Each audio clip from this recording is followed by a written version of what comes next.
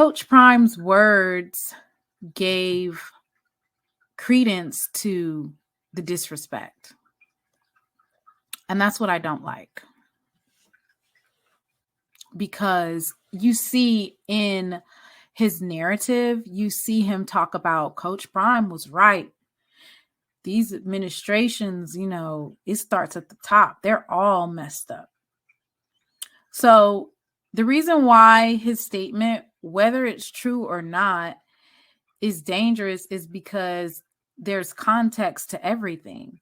So in this incident, he's named that his office wasn't cleaned out, that there's trash everywhere, that the building has trash in it.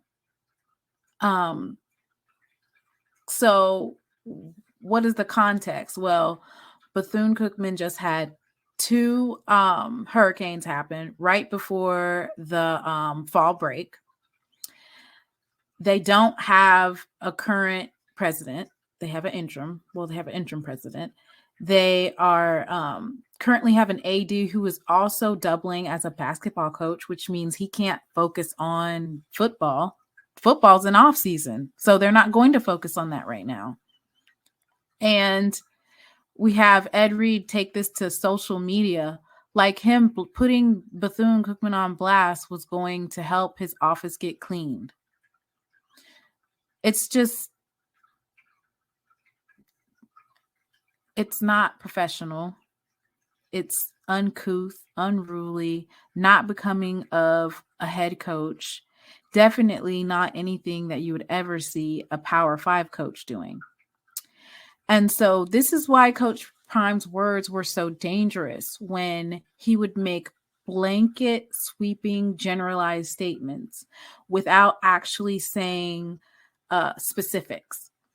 So it empowers non-HBCU students, non-minorities, athletes, members of disenfranchised communities, NFL athletes, sports media, PWIs to disrespect HBCUs and blame them for this systemic, purposeful underfunding, environmental racism of HBCUs. You can just blame it all on administration, which it's just not true.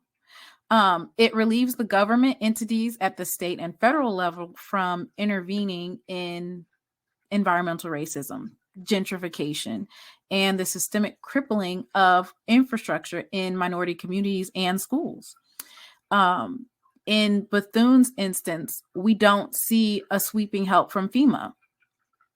We don't see that aid, the emergency aid. FEMA has a system, or the president or even the state governor can give you immediate aid. It's emergency, which means it'll be there quickly. And so if you are an HBCU and that might not be something that's on the Florida's governor's agenda, he might stall, take a little bit longer to do that, which would negatively affect the enrollment and bad press like this. So instead of Coach Reed highlighting the effects of a hurricane, he's blaming it on the administration. So what we're witnessing in real time is the devaluing of HBCU culture, status, and history. And it's right in front of our eyes. And the ones that are doing it are Black, famous, influential men who were given opportunities at HBCUs and they were rejected by their beloved PWIs. So Miami's not giving him a head coach position. He's not reaching out to any of these other Power Fives. He's been trying to get interviewed at all these different HBCUs. And I think it's important to highlight that this is dangerous than just cuss words and disparaging Bethune Cookman. Because these Hall of Famers, the sports media, they're drilling it into the minds of young athletes, non-minorities, because that is the main stream that they have access to, that HBCUs are not worthy of respect, honor, and dignity. Like, it's just downright disrespectful. And people are saying, oh, you're over dragging it. If you wouldn't do it at a PWI, then it's wrong. Period. If you wouldn't, and if you don't think it's wrong, and you work in a place where you don't have everything that you need on Tuesday, go to work and go on one of those little rampages and see how it turns out for you. Let me know how that turns out.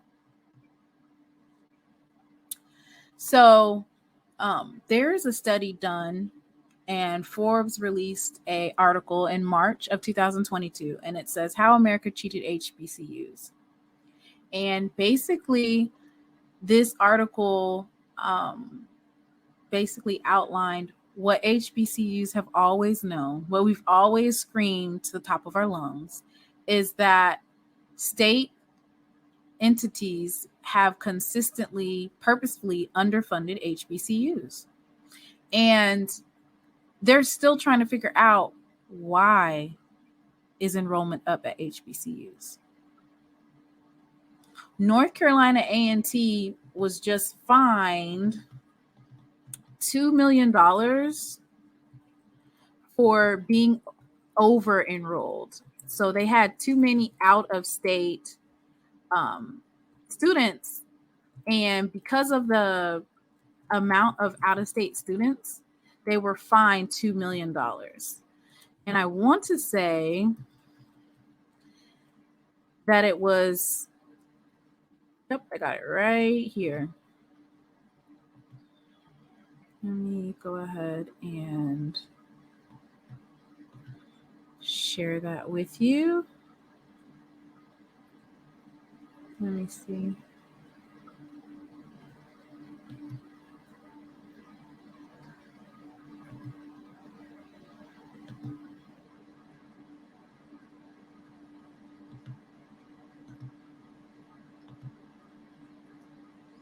So North Carolina A&T was recently fined $2 million for exceeding out-of-state enrollment for 171 non-resident students. So you want to fine North Carolina A&T nearly $2 million, but you've underfunded and undercut them in the billions. Make that make sense. And they're still trying to figure it out. How is it that HBCUs are so underfunded and yet they're still able to get enrollment when enrollment in North Carolina in the system and the college system is decreasing? They don't understand, like, how is this possible? So this is basically the Forbes list on how America has cheated HBCUs. And it goes over several HBCUs and the amount that they've been underfunded and undercut.